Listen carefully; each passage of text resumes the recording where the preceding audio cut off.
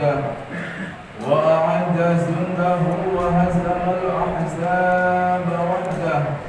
أشهد أن لا إله إلا الله وحده لا شريك له، وأشهد أن سيدنا محمدا عبده ورسوله لا نبي بعده. اللهم صل وسلم وبارك على سيدنا محمد وعلى آله وصحبه أجمعين. أما بعد، فيا عباد الله اتقوا الله حق تقاته ولا تموتن إلا وأنتم مسلمون. واعلموا أن الله تعالى في القرآن الكريم: أعوذ بالله من الشيطان الرجيم، بسم الله الرحمن الرحيم. قال: يا بني إني أرى في المنام أني أذبحك فانظر ماذا ترى. قال: يا أبتي افعل ما تؤمرون، ستجدني إن شاء الله تعالى من الصابرين. وقال تعالى في آية أخرى: فصل لربك وانحر. صدق الله العظيم وصدق النبي الكريم، ونحن على ذلك من الشاهدين والشاكرين. بارك الله لي ولكم في القرآن الكريم، ونفعني وإياكم بما فيه من الآيات وذكر الحكيم، وتقبل مني ومنكم تلاوته إنه هو الغفور الرحيم.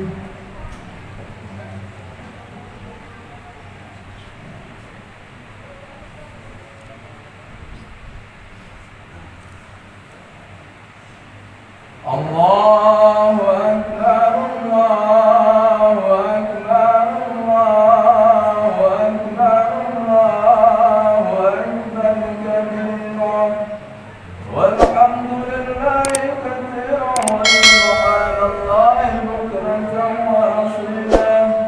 لا إله إلا الله والله أكبر، الله أكبر ولله الحمد.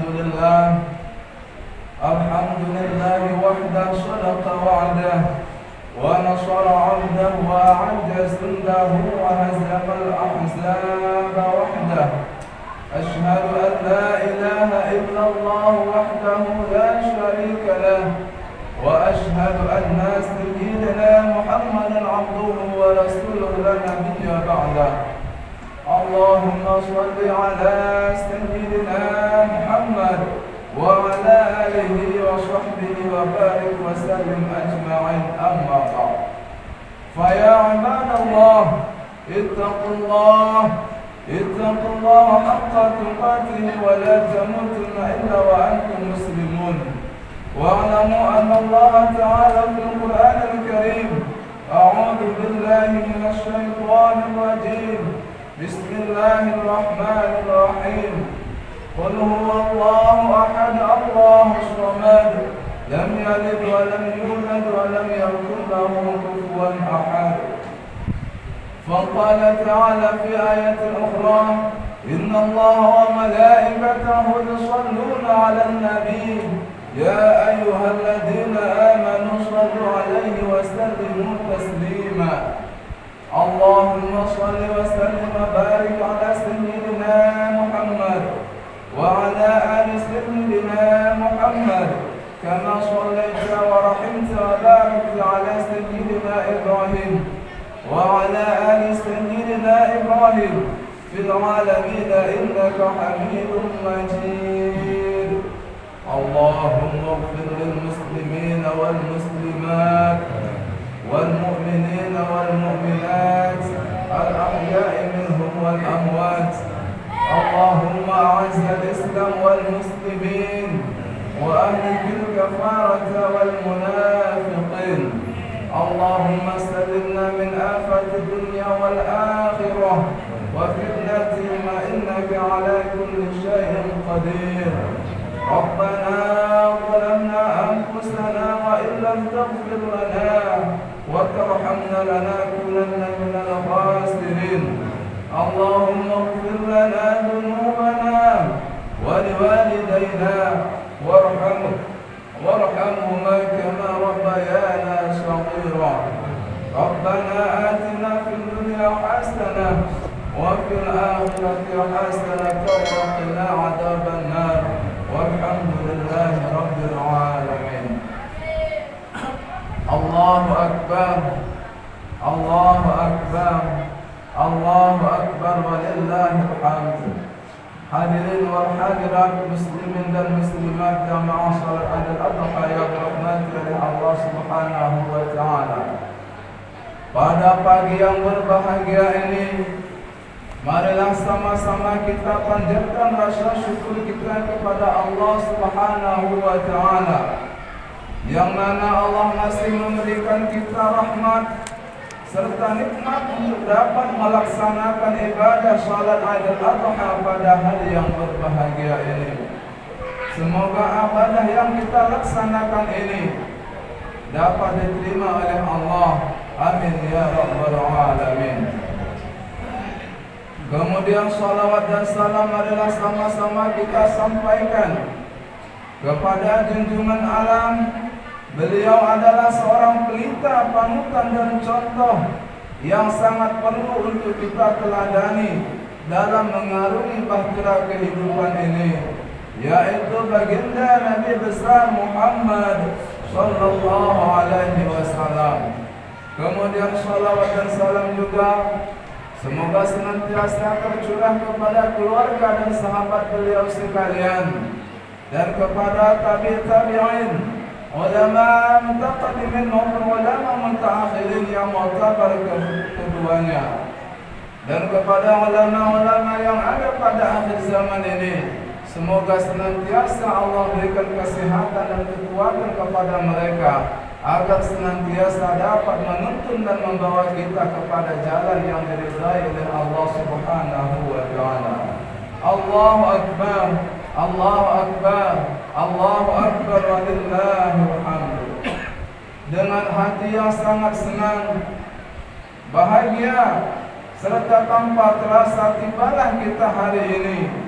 Detik ini kita kembali kedatangan tamu yang sangat istimewa, yakni masuknya kita di hari 10 Zulhijjah atau hari raya Kurban 1440 Hijriah, seperti yang kita rasakan hari ini, di mana seluruh umat Islam yang ada di seluruh penjuru dunia merayakan dan menyambut kedatangannya dengan penuh kegembiraan dan kemuliaan, serta melantunkan dan mengumandangkan kalimah-kalimah yang agung, memuja dan menyanjung yang maha agung dengan ucapan Allahu Akbar, Allahu Akbar, Allahu Akbar walillahil hamd.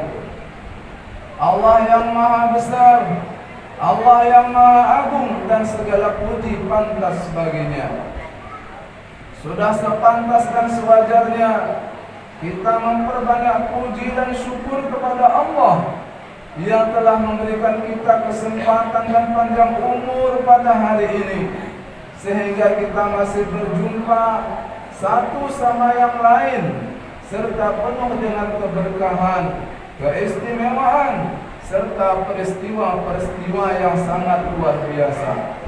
Hadirin yang dimuliakan oleh Allah Subhanahu wa taala, terasa bagi kita berapa orang saudara-saudara kita, berapa orang keluarga kita, berapa orang sanak dan pemilih kita yang tidak Allah berikan kesempatan dan panjang umur kepada mereka, sehingga mereka tidak dapat berjumpa dan bertemu dengan hari raya yang mulia ini, bergembira dan bersukaria bersama mereka, melaksanakan salat hari raya beserta mereka. Mereka tidak dapat menyaksikan pemotongan kurban, menikmati beraneka macam makanan yang enak dan lezat dengan mereka.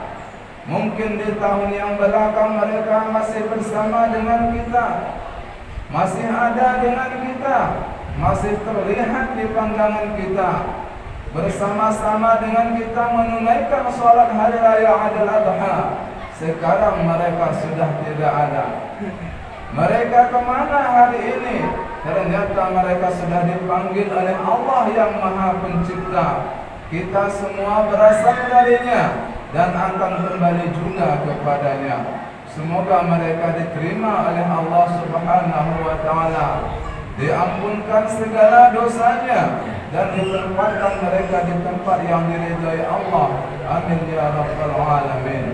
Hadirin jamaah salat Idul Adha yang dirahmati Allah Subhanahu wa Ta'ala.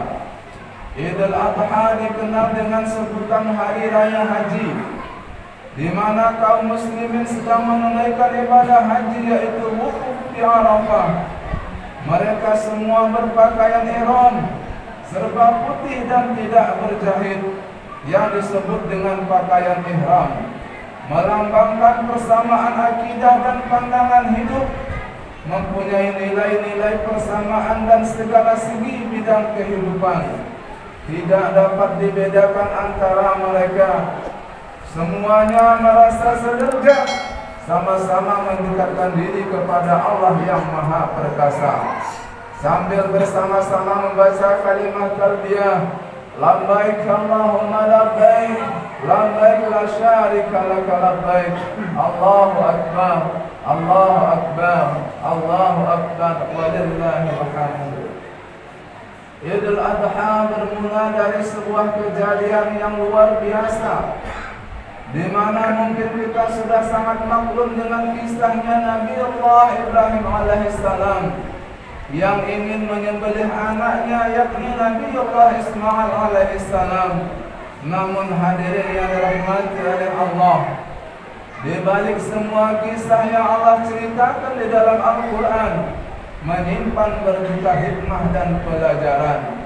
Maka dari itu ada beberapa hikmah yang harus kita ambil, kita petik dalam kisah pengorbanan yang begitu tulus dari Nabi Allah Ibrahim alaihissalam kepada Nabi Allah Ismail alaihissalam, untuk dijadikan sebagai pedoman atau prinsip di dalam menjalani kehidupan di dunia ini. Hadirin jamaah Idul Adha yang dirahmati oleh Allah Subhanahu wa Ta'ala, di antara hikmah tersebut ialah Allah menunjukkan kepada kita bahwa tidak boleh ada yang lebih kita cintai melainkan cinta kita kepada Allah. Inilah kenapa Allah memerintahkan Nabi Ibrahim alaihissalam menyembelih Nabi Ismail alaihissalam, sebab pada waktu itu, setelah sekian lama Nabi Allah Ibrahim menikah dengan Sayyidatih Sarah, beliau juga tidak dikaruniai seorang anak, sehingga Nabi Ibrahim alaihissalam pun menikah dengan Siti Hajar. Maka lahirlah seorang anak yang bernama Ismail. Karena sudah lama menantikan untuk memiliki seorang anak, maka Nabi Allah Ibrahim sangat sayang kepada anaknya. Karena rasa inilah lalu Allah memuji Nabi Allah Ibrahim untuk mengorbankan anaknya. Maka hadirin yang dirahmati oleh Allah, di dalam kehidupan ini kita sebenarnya senantiasa dituntut untuk berkorban kepada Allah, mengorbankan apa yang kita cintai, mengorbankan apa yang kita sayangi. Cinta kepada anak, maka mesti berkorban, mengorbankan waktu untuk mengajarkan dan mendidik anak-anak kita sesuai dengan tuntunan syariat. Cinta terhadap harta, maka kita mesti berkorban, yaitu mengorbankan materi kita untuk memakmurkan rumah Allah, menyantuni anak yatim, menyayangi fakir miskin, serta peduli terhadap sesama kita yang membutuhkan akan kebaikan kita. Cinta kita kepada pekerjaan, pangkat juga harus kita berkorban, yaitu mengorbankan hati kita agar jangan sampai pangkat dan pekerjaan kita melalaikan kita daripada mengingat Allah Subhanahu wa Ta'ala. Allah Subhanahu wa taala mengingatkan kita di dalam Al-Qur'an, ya ayyuhalladzina amanu la tulhikum amwalukum wa la auladukum an dzikrillah wa ma yaf'al dzalika fa ulaika humul khasirun. Wahai orang-orang yang beriman, janganlah hartamu dan anak-anakmu melalaikan kamu daripada mengingat Allah. Barang siapa yang demikian, maka mereka itulah orang-orang yang merugi. Allahu Akbar, Allahu Akbar, Allahu Akbar, walillahil hamd. Juga sebagian daripada hikmah peristiwa tersebut ialah peristiwa kurban yang dilakukan oleh Nabi Ibrahim alaihissalam terhadap anaknya Ismail merupakan simbol kepada kita semua bahwasanya untuk mencapai kesuksesan dan ridha Allah, maka semangat dalam berkorban harus digalakkan dan disertai dengan cinta kepada Allah di atas segalanya. Betapa sulit keadaan Nabi Ibrahim alaihissalam saat itu.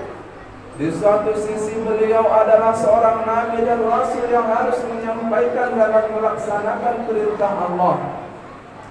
Sedangkan di sisi lain, beliau adalah seorang ayah yang secara naluri sangat cinta kepada anaknya. Anak adalah buah hati, belahan jiwa, perhiasan dunia, kebanggaan dan prestasi serta anugerah yang istimewa bagi orang tua. Anak menjadi penerus cerita, pelanjut sejarah, simpanan yang berharga, kekayaan yang mahal, dan investasi yang terbaik di masa depan, merupakan matahari keluarga. Singkatnya adalah anak adalah merupakan cita-cita dan harapan setiap orang tua. Orang tua berkorban dengan kerja keras guna memenuhi kebutuhan rumah tangganya. Seorang anak pun berkorban dengan menjadi anak yang saleh dan salehah yang mandiri, yang dapat membahagiakan dan menjadi kebanggaan orang tuanya. Sebagai orang tua, sudahkah kita berperan sebagai orang tua yang baik terhadap anak-anak kita?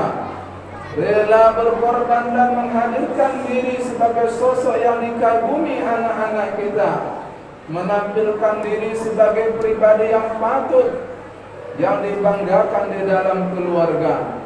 Orang tua bukan hanya sekedar bisa memberikan contoh, tetapi mampu menjadi contoh, mampu menjadi teladan yang berarti, mampu mengolah sikap perilaku dengan contoh yang positif, dan mampu menunjukkan arah serta membangun semangat kepada orang-orang di sekitarnya. Hadirin jamaah al-adha yang dirahmati oleh Allah Subhanahu wa taala. Inilah perjuangan Nabi Ibrahim alaihissalam, di mana Allah memuji keimanannya untuk mengorbankan seorang putra yang sangat dicintai. Ternyata dengan hati ketulusan beliau, dengan keikhlasan beliau, Allah menerima korbannya Nabi Ibrahim dengan menggantikan seekor kibas yang akan disembelih oleh Nabi Ibrahim alaihissalam. Hari ini bapak-bapak, ibu-ibu yang dirahmati oleh Allah, sudahkah kita berkorban sebagaimana anjuran Nabi Ibrahim alaihissalam? Sudahkah kita mengorbankan harta yang kita miliki? Sudahkah kita mengorbankan harta yang sudah Allah titipkan kepada kita? Allah tidak memerintahkan kita untuk menyembelih anak kita. Allah tidak memerintahkan kita menyembelih istri kita dan siapa saja. Allah hanya memerintahkan hari ini untuk menyembelih korban yang nantinya akan memberi syafaat kepada kita pada hari kiamat kelak. Maka di dalam ilmu fikih dikatakan bahwa melakukan kurban adalah merupakan sunnah muakkad, dan sebagian ulama lagi mengatakan bahwa hukumnya ini adalah wajib. Hadirin jamaah salat Idul Adha yang dirahmati oleh Allah, agar kiranya hati kita dibukakan oleh Allah untuk berkorban, dan bukan saja korban yang kita korbankan, tetapi kita juga mengorbankan hawa nafsu, sifat-sifat yang jelek pada diri kita, sifat-sifat yang angkuh pada diri kita, sebagaimana hewan korban itu terpotong. Semoga begitu jugalah sifat-sifat yang tidak baik juga terpotong dari kita. Amin ya rabbal alamin. Korban hakikatnya yaitu menyembelih semut, yaitu memotong hewan, seperti di mana kita terpotong daripada sifat tamak, rakus, kebiasaan mencuri, korupsi, merampas hak orang lain dan yang lain-lain. Nabi Ibrahim alaihissalam tidak diperintahkan Allah menjadi seorang pembunuh atau membunuh anaknya. Allah hanya meminta untuk membunuh rasa kepemilikan terhadap Ismail, karena pada hakikatnya semua adalah milik Allah. Setiap kita adalah Ibrahim, dan setiap Ibrahim mempunyai Ismail. Ismailmu mungkin hartamu, Ismailmu mungkin jabatanmu, Ismailmu mungkin gelarmu, Ismailmu mungkin ego dan kesombonganmu, Ismailmu mungkin adalah sesuatu yang paling kau sayangi dari engkau, maka pertahankanlah di dunia ini. Allahu Akbar, Allahu Akbar, walillahil hamd. Di antara hikmah peristiwa hari raya kurban ialah pembagian daging kurban kepada orang-orang yang tidak mampu. Hakikatnya adalah membangun kesetiaan, kawan dan solidaritas sosial umat Islam, dan memupuk rasa kebersamaan serta nilai-nilai persaudaraan agar silaturahim tetap terjaga dan ukhuwah selalu terjalin. Kita prihatin terhadap pertikaian antar umat, politik, fanatik terhadap organisasi dan kelompok lebih besar daripada terhadap agama. Hasud, iri, dengki dan fitnah menjadi barang murahan, menjadi lipstik keseharian di masyarakat. Permusuhan, perpecahan menjadi subur, sedangkan cinta dan kasih sayang menjadi pudar. Ukhuwah Islamiyah menjadi mahal, bahkan terlalu mahal sehingga tidak terjangkau. Adapun umat yang di bawah bagaikan daun kering yang mudah dihimpun tapi sulit diikat. Jika terkena angin langsung berisik, dan jika terkena api langsung terbakar. Allahu Akbar, Allahu Akbar, walillahil hamd. Hadirin, pada dasarnya dunia ini tidak hina karena zatnya. Ia hanya ibarat jalan untuk menuju surga dan neraka. Akan tetapi yang hina adalah pencinta dunia yang tertipu, terlena sehingga ia menyangkutkan hati kepada dunia itu.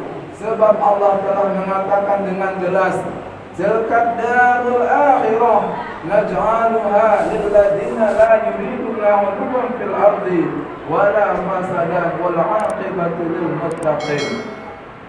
Negeri akhirat itu kami jadikan untuk orang-orang yang tidak ingin menyombongkan diri dan berbuat kerusakan di muka bumi ini, dan kesudahan itu adalah bagi orang-orang yang bertakwa. Maka yang dituntut ialah memutuskan sangkutan hati kepada selain Allah, dalam artian kita tidak mencintai sesuatu melainkan cinta kepada Allah, tidak menginginkan sesuatu melainkan karena Allah, bahkan tidak membenci sesuatu juga melainkan karena Allah. Muslim berarti bukan tidak boleh bekerja dan harus miskin, sebab tidak ada ayat yang hadis memerintahkan kita harus miskin.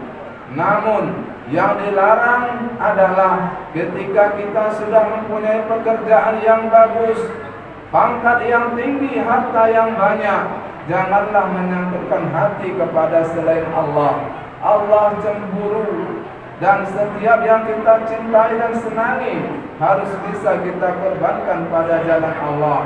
Hadirin jamaah salat Idul Adha yang dirahmati oleh Allah Subhanahu wa taala. Maka yang terakhir pesan kami adalah bahwa hari ini di dalam kisah itu juga di mana Nabi Allah Ibrahim adalah mengesankan dan mencintai keluarganya agar ayahnya Azar terhindar daripada perbuatan-perbuatan syirik yang membuat dia jauh daripada Allah Subhanahu wa taala. Maka hari ini anak yang kita sayangi, istri yang kita cintai, pastikan bahwa kita lebih cinta kepada ayah dan ibu kita. Karena ayah dan ibu kita adalah merupakan titipan Allah yang wajib kita berbakti kepadanya, di mana ridha Allah tergantung pada ridha orang tuanya. Seorang sahabat pernah bertanya kepada Rasulullah, "Ya Rasulullah, saya banyak durhaka kepada orang tua saya.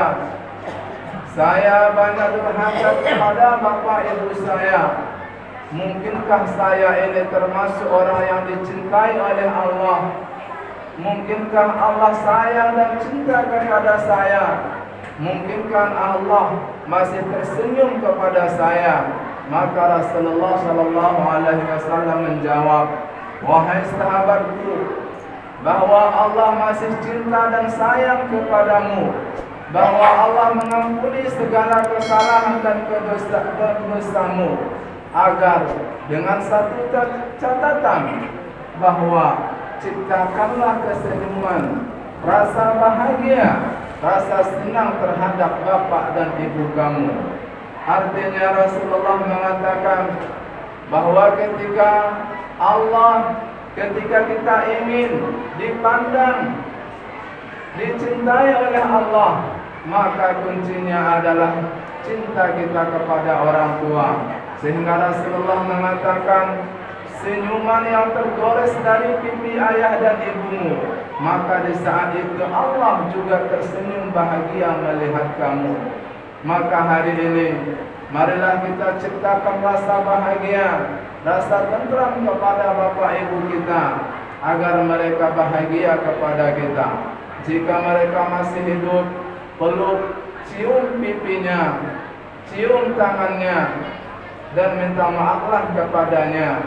Jika mereka sudah tidak ada, maka minta maaf kepada mereka dengan cara menziarahi kuburnya. Kunjungi mereka, bahwa sesungguhnya mereka di dalam kubur juga berharap dan ingin didatangi oleh anaknya sebagaimana mereka berharap ketika mereka masih hidup di dunia. Cuman saja mereka tidak bisa menelpon kita, cuman saja mereka tidak bisa mengabari kita agar kita berkunjung ke makam yang abadi mereka. Tetapi sesungguhnya mereka berharap, mereka ingin kita juga membacakan doa-doa yang baik kepada mereka, membacakan ayat-ayat suci Al-Quran, tahlil-tahlil, agar senantiasa Allah mengampunkan dosa mereka, agar Allah senantiasa memberikan syafaat kepada mereka, agar Allah mencurahkan rahmat dan kasih sayang mereka.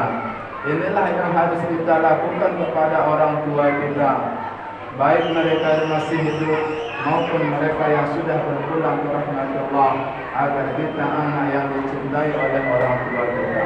Hadirin jamaah adalah hari yang dirahmati oleh Allah. Mungkin sekianlah khutbah singkat yang dapat kami sampaikan hari ini. Semoga bermanfaat kepada kita semua. Amin ya rabbal alamin. Sekian dan demikian, lebih dan kurang kami mohon maaf. Assalamualaikum warahmatullahi wabarakatuh. Waalaikumsalam warahmatullahi wabarakatuh.